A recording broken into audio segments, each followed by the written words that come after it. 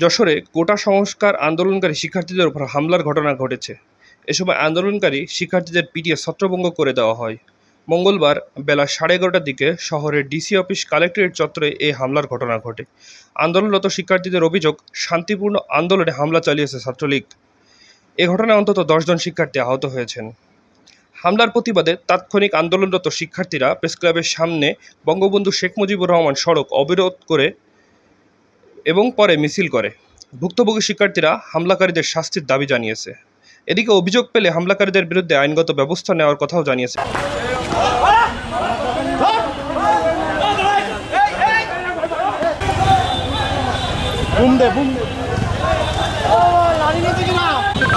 আমার কথা রিপোর্ট করেন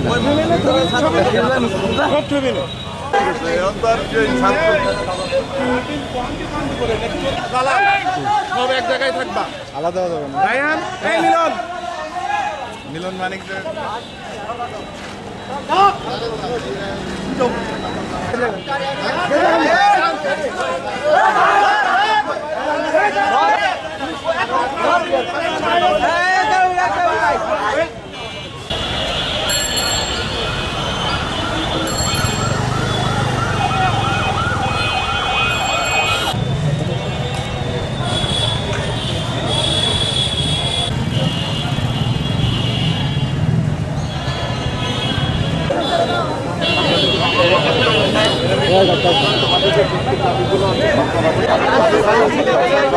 ওদের আন্দোলন শেষ হয় তখন